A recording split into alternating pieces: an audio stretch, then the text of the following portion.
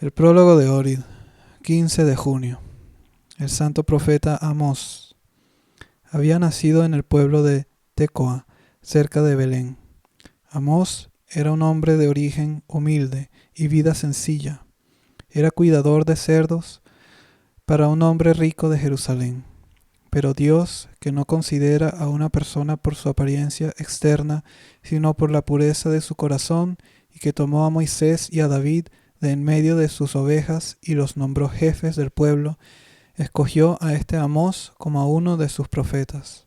Amós reprendió al rey Usías y a sus sacerdotes paganos por su idolatría y disuadió al pueblo de adorar a los becerros de oro de Betel, enseñándoles a adorar al único Dios vivo. Cuando el principal sacerdote pagano, Amasías, persiguió a Amós, éste profetizó que los asirios conquistarían Israel, que matarían al rey y a los hijos de Amasías, y que los soldados asirios mancillarían a la esposa de Amasías ante sus ojos, porque él había llevado al pueblo al adulterio con los ídolos. Todo esto sucedió más tarde. El hijo del sacerdote pagano golpeó al profeta en la frente con su bastón con tanta fuerza que Amós cayó al suelo. Todavía vivo, lo llevaron a su aldea de Tecoa, donde entregó su alma santa a Dios. Amós vivió en el siglo VIII a.C. Ver en el Antiguo Testamento, en los profetas menores, el libro de Amós. Los santos mártires Vito, Modesto y Crescencia. San Vito había nacido en Sicilia, de padres famosos, pero no creyentes. Modesto era su maestro y Crescencia su institutriz. San Vito fue bautizado a una edad temprana y a la edad de 12 años se retiró para llevar una vida de gran ascetismo. Los ángeles se le aparecieron y lo dirigieron y fortalecieron en su ascetismo, y él mismo era tan radiante y hermoso como un ángel de Dios. La mano de un juez que lo golpeó quedó tullida, pero Vito le sanó la mano con su oración. Su padre quedó ciego, viendo en su habitación a 12 ángeles radiantes, cuyos ojos eran como estrellas y cuyos rostros como relámpagos. Vito le devolvió la vista gracias a sus oraciones. Cuando su padre quiso matarlo, un ángel se le apareció a Vito y lo llevó junto con Modesto y Crescencia a Lucania, a la orilla del río Silaris. Allí San Vito hizo muchos milagros para los enfermos y los dementes. Por pedido del emperador Diocleciano, Vito viajó a Roma, donde expulsó un espíritu maligno del hijo del emperador. El emperador no lo recompensó por ello, sino que, por el contrario, lo torturó cruelmente porque no adoraba a los ídolos mudos. Sin embargo, el Señor lo liberó de todos los tormentos y con su mano invisible lo llevó de vuelta a Lucania, donde él, Modesto y Crescencia descansaron en el Señor. Las reliquias de San Vito se encuentran en Praga. El venerable mártir Dulas llevó una vida santa en un monasterio de Egipto. Uno de los monjes, por envidia, lo acusó del sacrilegio de haber robado cosas de la iglesia. Al inocente Dulas le quitaron el hábito monástico y lo entregaron al gobernador para que lo juzgara. El gobernador ordenó que fuera azotado y quiso cortarle las manos, según indicaba la ley para semejante delito, pero en ese momento el monje se arrepintió y confesó la inocencia de Dulas. Después de 20 años de exilio y humillación, Dulas regresó al monasterio y al tercer día descansó en el Señor. Su cuerpo desapareció de manera milagrosa. El santo mártir Lázaro, príncipe de Serbia, fue uno de los nobles serbios que gobernaban el reino de Serbia tras la muerte del zar Dušan. Después de la muerte del zar Uroš, el patriarca Efraín coronó a Lázaro como rey de Serbia. Lázaro envió una delegación a Constantinopla con el monje Isaías para implorar al patriarca que levantara al anatema contra el pueblo serbio. Luchó contra las fuerzas turcas en varias ocasiones. Finalmente, el 15 de junio de 1389, se enfrentó con el sultán Amurat. en Kosovo Polje, el campo de los mirlos, donde fue decapitado.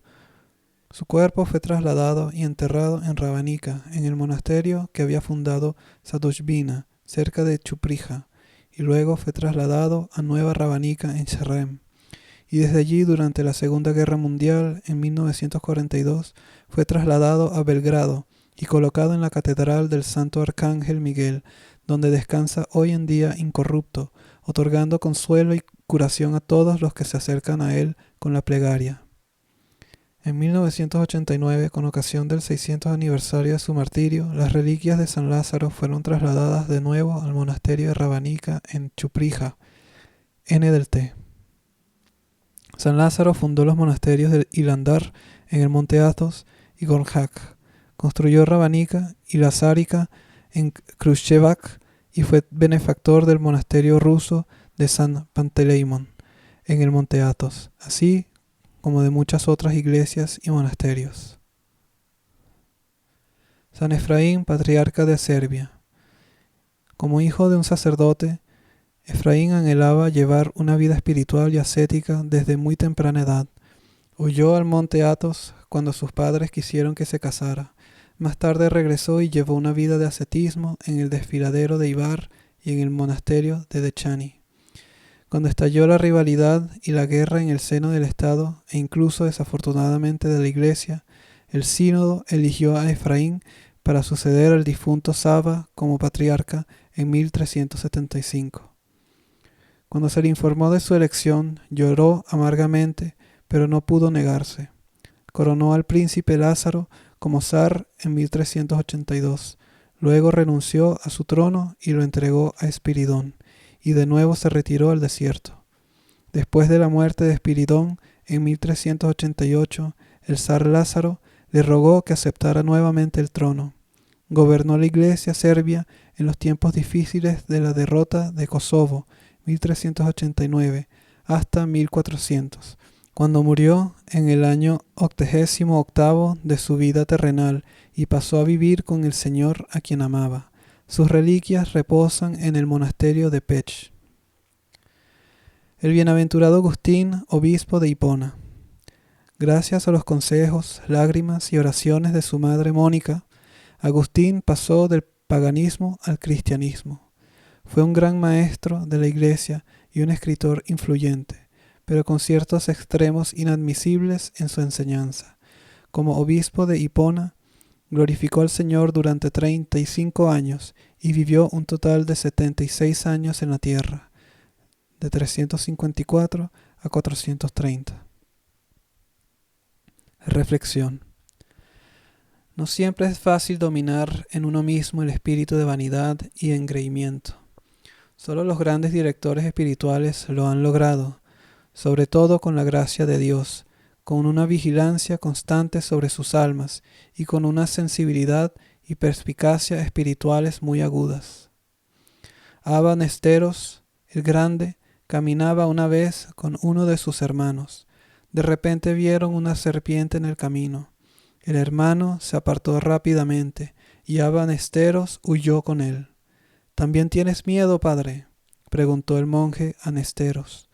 Y el anciano le respondió: no, hijo mío, no tengo miedo, pero es conveniente que huya, porque si no, no podría huir del espíritu de vanagloria.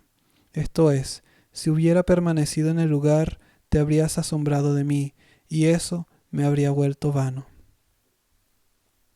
Contemplación. Contemplar la curación milagrosa de muchos enfermos. Le pedían que les dejara tocar siquiera la orla de su manto, y cuantos la tocaron quedaron curados. Mateo 14:36. 1.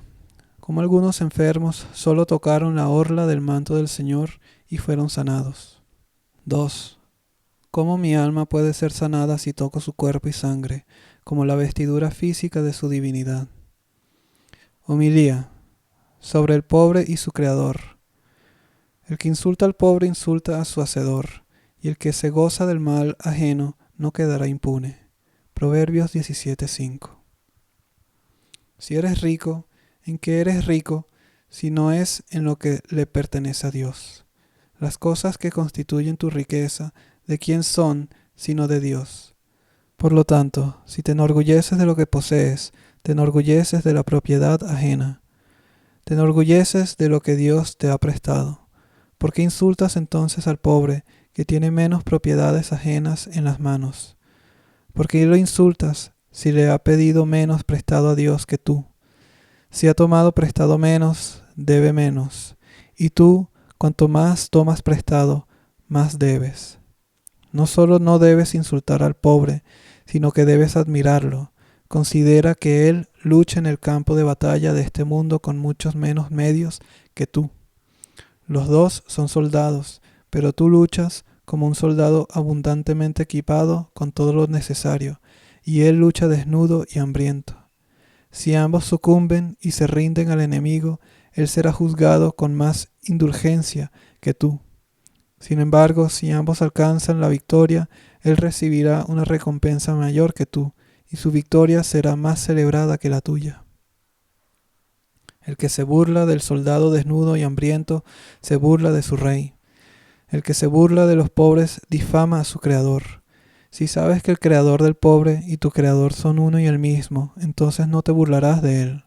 Si sabes que el mendigo está en el mismo regimiento militar que tú, lo vestirás, lo alimentarás y no lo alejarás de ti. Oh Señor soberano, tu sabiduría es inconmensurable en la economía de la creación. Ilumínanos con tu Espíritu Santo para que podamos maravillarnos de esa economía y contemplar a todas tus criaturas con asombro y amor, mirándolas a través de ti. A ti sean la gloria y la alabanza por los siglos de los siglos. Amén.